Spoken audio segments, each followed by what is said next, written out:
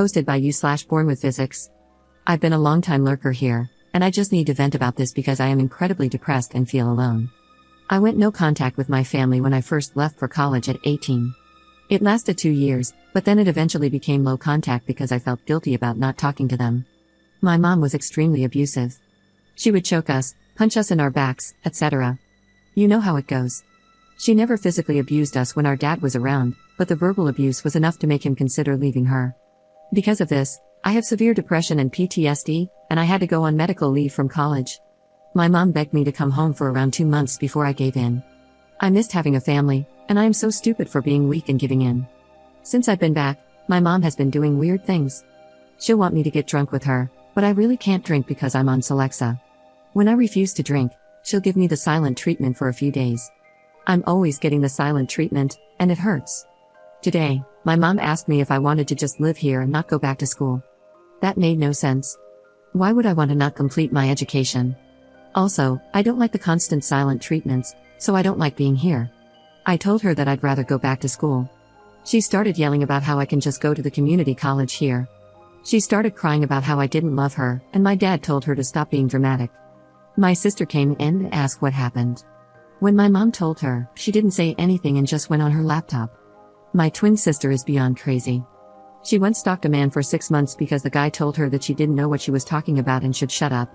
She found this guy's identity from a few Reddit comments and started physically mailing him things with death threats. She signed his Reddit username on everything. If I had known she had done this, I wouldn't have come here. My sister then sent me a PM on Reddit that said, "You dumb BTCH. I hate you so much. You're a piece of trash, and I'm glad you were raped. Nobody loves you, and no one ever will, and how effing dare you make my mom upset. She has been kind to you, and all she wanted was for you to stay here. You're never going to be anything, and I know you've been feeling suicidal, so why stop feeling that way and just go off yourself? Nobody will care. Your boyfriend broke up with you last year, and I think that just goes to show that no one cares about you. I hope you get raped again, but I should stop talking before you call the cops on me like you used to do to mom when we were kids. There's so much I'd love to say to you, but I don't want you to go snitching, and I don't want to be a bully." As soon as I saw that, I started crying and told my dad. He said my sister was out of line but that he can't discipline her, and if that's how she feels, she is entitled to feel that way. My mom came in, saw me crying, and started laughing uncontrollably.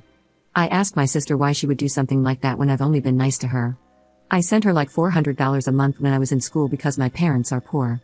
I deleted my account immediately, and my sister said she found my account because she put a tracker on my laptop. My dad only said that it wasn't nice.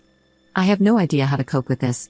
My cousin said I can move in with them next month when they get back in the country, but that feels like such a long time away. Update 1 week later. My hands are shaking, but I am on the way to a domestic violence shelter.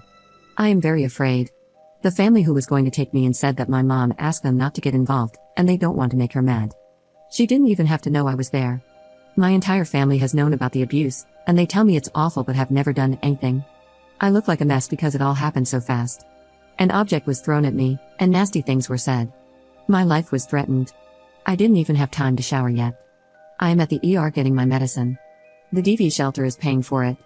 I'm afraid of getting judged because I actually rolled out of bed and look awful. But I had to escape. The shelter only gives me 30 days, so at my job interview, I think I'll be honest and tell them I really need the job because I'm in a shelter. It's at a cinema, so that would be nice. My friend and her parents live in my college town and said I could stay there. I just have to buy my ticket. Thanks for the encouragement, and I hope things will be okay for me. Edit. My dad keeps sending me texts telling me to call him immediately. I am not going to do that. Second update 2 years 6 months later. Wow, so it's been nearly 3 years since I posted on this forum, desperate for help. For some reason, these posts just popped into my head after all this time, and rereading them, I just want to hug my former self because I had forgotten how bad things were. I also want to hug all of you for helping me. I wrote down the advice you gave me, and I used it. I really did. I may be a little vague to continue preserving my identity. So here goes the last update to this saga. And it's a happy one. The shelter I stayed in was very nice and brand new. The staff told me how cramped the other one was, so I'm very lucky I arrived when I did.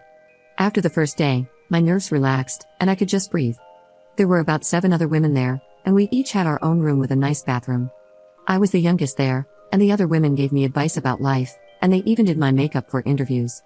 We each took turns cooking, per the rules, and we developed a nice rapport. The staff was so amazing, and they also talked to me about life. I felt so safe at this place because of the security. Oh, I almost forgot.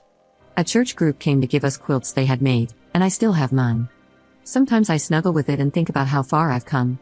I love that quilt, and I wash it very carefully. We also had group and individual therapy, which really helped. I know not every DV shelter experiences like this, but please don't be afraid to just leave when things get bad. Family abuse counts as domestic violence. I was able to find a job that paid more than the movie theater offered, and I told them I didn't plan on going back to school in the future. Yes, it was a lie, but there was no way I could afford rent by working at a movie theater.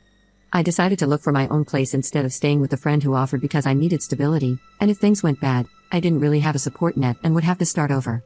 I had no reason to think things would go bad, but after leaving such a bad situation, I guess nothing felt secure to me. I rented a room, and my roommate was never home because he was a truck driver. I didn't feel very comfortable staying with an older man I didn't know, but I had very few options. He was very nice, and because our schedules never aligned, we left each other goodbye notes since we couldn't do it in person. I still have his note. I did go back to school the next semester when my medical leave was over, but not at my original school. I felt like I needed a fresh start, and my family knew about the old school anyway, so I applied to different schools. I got into a great school. I told my story, everything I had survived, in the essay. When my sister told me that I wasn't going to be anything, she was wrong. And I think she knew she was wrong in her assessment of me. I graduated this year, and I have stability that I've never known before. Although I'm a few years older than I wanted to be when I graduated, I realized that sort of thing doesn't even matter, and the medical leave was beneficial. I just got engaged to a lovely man with a lovely family. They always tell me they're my family, and I'm so close with my future mother-in-law. I had food poisoning for the first time a few days ago, and my fiancé left the house at 2 a.m. to get Pedialyte just to make sure I was hydrated. And when I felt like I was never leaving the bathroom, he told me he was going to make lentil soup for me. I didn't have to ask or even say anything. When I was a kid and vomiting blood, my mom told me to go back to sleep. It feels nice to be treated this way, and sometimes I catch myself saying, "You don't have to," when he tries to do something nice for me. Anyway, he has 6 siblings, and they're like the siblings I never had. I learned to value myself and put myself first. I wasn't loved as a child, so I do things for myself that I didn't get. No one made me feel special, so I do it myself. I make it a point to buy flowers for myself weekly. A therapist recommended this to me, and it makes a difference.